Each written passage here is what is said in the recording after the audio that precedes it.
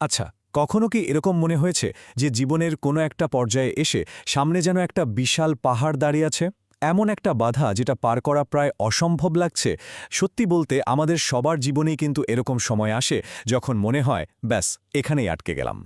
তো এই যে আটকে যাওয়ার অনুভূতি, ঠিক এই ব্যাপারটাই ব্রায়ানা ওয়েস্ট তার দ্য মাউন্টেন ইজ ইউ বইটাতে দারুণভাবে তুলে ধরেছেন। আর আজ আমরা এই বইয়ের কিছু মূল ধারণা নিয়ে কথা বলবো। বইটার সবচেয়ে বড় কথাটা কি জানেন?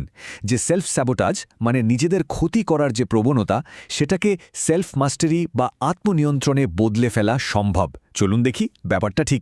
দেখুন, কথাটা কিন্তু খুব সত্যি।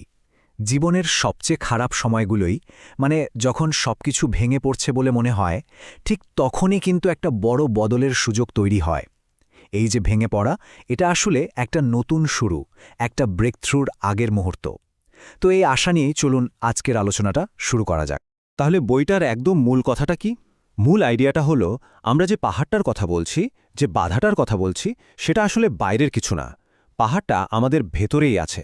মানে বছরের পর বছর ধরে আমাদের মনে যেসব আঘাত জমে, যেসব ভুল অভ্যাস তৈরি হয় নিজেদেরকে কোনোভাবে বাঁচিয়ে রাখার জন্য, সেগুলোই আসলে আমাদের আসল চ্যালেঞ্জ।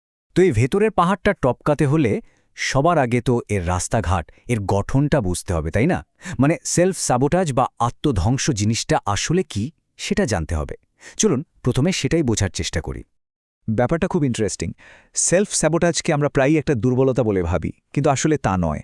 এটা এক রকমের ডিফেন্স মেকানিজম বা প্রতিরক্ষা ব্যবস্থা, যদিও সেটা ভুল পথে চালিত। মানে যখন আমাদের ভেতরের কোনো গভীর চাহিদা পূরণ করতে আমরা ভয় পাই, বা যখন মনে হয় যে ওই পরিস্থিতিটা আমরা সামলাতে পারবো না, ঠিক তখনই আমরা নিজেদেরকে আটকাতে শুরু করি। আমাদের অনেক খারাপ অভ্যাস, যেগুলোকে আমরা ধ্বংসাত্মক বলি, সেগুলো কিন্তু আসলে ভেতরের কোনো অপূর্ণ চাহিদারই প্রকাশ। যেমন ধরুন, কোনো কাজ ফেলে রাখার যে অভ্যাস, প্রোক্রাস্টিনেশন, এটা আসলে হয়তো অজানা কিছুর ভয়কে এড়িয়ে চলার একটা উপায়। কিংবা বারবার ভুল মানুষের সাথে সম্পর্কে জড়ানো, এটা হতে পারে যে ছোটবেলার কোনো চেনা কষ্টের পরিবেশকেই আমরা নিজের অজান্তে আবার তৈরি করছি। আর সারাক্ষণ নিজেকে ব্যস্ত রাখা, এটাও কিন্তু আসল সমস্যাটা থেকে পালিয়ে থাকার একটা খুব কমন কোষ। এখন প্রশ্ন হল, আমরা জেনে শুনেও কেন এই চক্রে আটকে থাকি? কারণটা খুব সিম্পল। মানুষ স্বভাবে কমফর্ট বা আরাম খোঁজে। যেটা আমাদের কাছে চেনা, পরিচিত, আমরা সেটার সাথেই লেগে থাকতে চাই। এমনকি যদি অন্য কোনো অপশন আমাদের জন্য ভালোও হয়, কিন্তু সেটা যেহেতু অচেনা, আমরা সেটাকে এড়িয়ে যাই। ভাবুন তো, পরিচিত কষ্টও কিন্তু অনেক সময় অচেনা সুখের চেয়ে বেশি নিরাপদ মনে হয়। কি অদ্ভুত, তাই না? এই প্রসঙ্গে গে হেন্ড্রিক্সের একটা দারুণ কনসেপ্ট আছে, যেটাকে বলা হয় আপার লিমিট। মানে আমাদের প্রত্যেকেরই নাকি সুখ বা ভালো লাগা সহ্য করার একটা সর্বোচ্চ সীমা আছে। যখনই আমরা সেই সীমার বেশি ভালো থাকতে শুরু করি, আমাদের ভেতর থেকেই কি একটা যেন আমাদেরকে টেনে নিচে নামিয়ে আনে, সেই চেনা লেভেলে। কখনো কি এমনটা হয়েছে যে সবকিছু একদম পারফেক্ট চলছে, দারুণ কাটছে দিনগুলো, আর হঠাৎ করেই কোনো কারণ ছাড়াই মনটা খারাপ হয়ে গেল? বা নিজের অজান্তেই এমন একটা ভুল হয়ে গেল যেটা সব নষ্ট করে দিল? এটাই কিন্তু সেই আপার লিমিট কাজ করার একটা লক্ষণ হতে পারে। আচ্ছা, সমস্যাটা তো মোটামুটি বোঝা গেল, কিন্তু শুধু বুঝলেই তো হবে না, পাহাড়টা তো চড়তে হবে। তার জন্য তো কিছু যন্ত্রপাতি বা টুলস লাগবে, তাই না? তো চলুন এবার দেখি কিভাবে সচেতনতা থেকে আমরা অ্যাকশন বা সমাধানের দিকে যেতে পারি। এই চক্রটা ভাঙার জন্য কয়েকটা খুব জরুরি ধাপ আছে। প্রথম কাজ হলো মনে মনে ঠিক করে ফেলা যে এই অসুখী জীবনটা আর মেনে নেওয়া যাবে না। এরপর একটা কাগজ কলম নিয়ে বসে একদম খুঁটিয়ে খুঁটিয়ে প্রত্যেকটা সমস্যা লিখে ফেলতে হবে। তৃতীয় ধাপে কোনো কিছু অস্বীকার না করে একদম পরিষ্কারভাবে বুঝতে হবে যে আসল সমস্যাটা ঠিক কোথায়।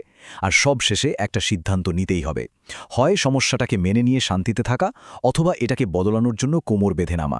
কারণ এই যে মাঝখানে ঝুলে থাকা, এটাই কিন্তু আমাদের সবচেয়ে বেশি আটকে রাখে। আর এই পুরো যাত্রায় সেলফ স্যাবোটাজ থেকে বেরিয়ে আসার জন্য সবচেয়ে দরকারি যে স্কিল বা দক্ষতা, সেটা হলো ইমোশনাল ইন্টেলিজেন্স। সোজা বাংলায় আবেগীয় বুদ্ধিমত্তা। এটা আসলে কি? এটা হলো নিজের আবেগগুলোকে ঠিকঠাক বুঝতে পারা, সেগুলোর মানে কি তা ধরতে পারা, আর তারপর সেগুলোর প্রতি একটা স্বাস্থ্যকর উপায়ে সাড়া দেওয়া। এটা অনেকটা একটা সুপার পাওয়ারের মতো। এই ইমোশনাল ইন্টেলিজেন্সের একটা বড় অংশ হলো আমাদের ভেতরের আওয়াজটাকে চেনা। দেখুন, আমাদের ভেতরে কিন্তু দুই ধরনের আওয়াজ কাজ করে। একটা হলো ইনটিউশন বা সজ্ঞা। এটা খুব শান্ত, খুব ধীর আর ভালোবাসায় ভরা হয়। এটা নতুন সম্ভাবনার কথা বলে, সমাধানের পথ দেখায়। আর আরেকটা হলো ইন্ট্রুসিভ থট বা অযাচিত চিন্তা। এগুলো খুব চেঁচামেচি করে, ভয় দেখায়, মনকে ছোট করে দেয়, আর সমাধানের বদলে নতুন নতুন সমস্যা তৈরি করে। আমাদের চিন্তার মধ্যেও কিন্তু কিছু কমন ভুল প্যাটার্ন বা ফাঁদ আছে, যেগুলোতে আমরা প্রায়ই পা দিই।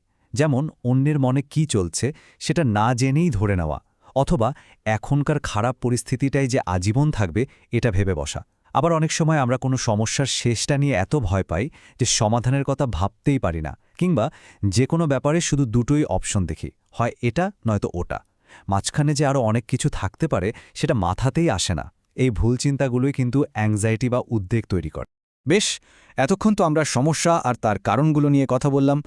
এবার হলো আসল কাজ, মানে পাহাড়ের চূড়ার দিকে ওঠার পালা। চলুন এবার সেলফ মাস্টারি বা আত্মনিয়ন্ত্রণের পথে এগোনোর কিছু কৌশল দেখে নেওয়া যাক। বেঞ্জামিন হার্ডির এই কথাটা একবার ভাবুন তো, জীবনের ফলাফল আমরা নিয়ন্ত্রণ করি না, করে জীবনের কিছু নীতি। কি গভীর একটা কথা। মানে শুধু মোটিভেশন বা অনুপ্রেরণার জোয়ারে গা ভাসালে হবে না, জীবনটাকে কিছু সলিড প্রিন্সিপাল বা নীতির উপর দাঁড় করাতে হবে। সাফল্যটা তখনই আসবে। এই ব্যাপারটা বোঝার জন্য একটা দারুণ উপমা আছে। জীবনটা কিন্তু পরীক্ষার আগের রাতে সব বড়ে ফেলার মতো কোনো ব্যাপার না। জীবনটা বরং একটা চাষের জমির মতো, যেটা ল অব দ্য হারভেস্ট বা ফসল কাটার নিয়ম মেনে চলে। এর মানে কি? মানে হলো এখানে তাড়াহুড়ো করে কিছু হয় না। নিয়মিত ছোট ছোট যত্ন নিতে হয়, বীজ বুনতে হয়, জল দিতে হয়, আর তারপর সময়ের সাথে সাথে তার ফল পাওয়া যায়। এই ছোট ছোট চেষ্টার শক্তিটা যে কি অমূল্যান সেটা একটা ক্লাসিক উদাহরণ দিয়ে বোঝা যায়। ভাবুন তো, যদি একটা পয়সা 1 মাস ধরে প্রতিদিন ডাবল হতে থাকে, তাহলে 1 মাস পর সেটা কত হবে? $1 কোটি বেশি। অবিশ্বাস্য, তাই না? আমাদের প্রতিদিনের ছোট ছোট ভালো অভ্যাসগুলো কিন্তু ঠিক এইভাবেই কাজ করে, সময়ের সাথে সাথে বিশাল একটা পরিবর্তন নিয়ে আসে। তাহলে আসল পরিবর্তনটা কিভাবে আসবে? কোনো বিশাল লাফ দিয়ে নয়। কারণ আমরা আমাদের কমফোর্ট জোনের বাইরে বেশিক্ষণ থাকতে পারি না, এটাই স্বাভাবিক। আসল কৌশলটা হলো প্রতিদিন এমন ছোট ছোট কাজ করা যা চোখে পড়ার মতোই না। যেমন শুধু 1 পৃষ্ঠা বই পড়া, বা মাত্র 30 সেকেন্ডের জন্য মেডিটেশন করা, কিংবা আধা কাপ জল বেশি খাওয়া। এই প্রায় অদৃশ্য কাজগুলোই ধীরে ধীরে অভ্যাসে পরিণত হয় আর আমাদের কমফোর্ট জোনটাকেই বদলে দেয়। আর সব শেষে একটা কথা মনে রাখা খুব দরকার। জীবনের আসল গ্লো আপ বা উন্নতিটা বাইরে থেকে দেখতে কেমন লাগছে তার উপর নির্ভর করে না। আসল ব্যাপারটা হলো ভেতর থেকে কেমন লাগছে। অন্যের চোখে নিজেকে প্রমাণ করার চেয়ে নিজের কাছে, নিজের মনের কাছে ভালো থাকাটাই সবচেয়ে বড় সাফল্য। তাহলে আলোচনাটা শেষ করা যাক এই একটা চিন্তা দিয়ে। আমাদের সামনের পাহাড়টা কিন্তু আমাদের পথের বাধা নয়, ওই পাহাড়টাই আসলে আমাদের পথ। এই যে সংগ্রাম, এই যে লড়াই, এটাকে একটা বাধা হিসেবে না দেখে যদি এভাবে ভাবা যায় যে এই পাহাড়টা আমাদের কি শেখাতে চাইছে।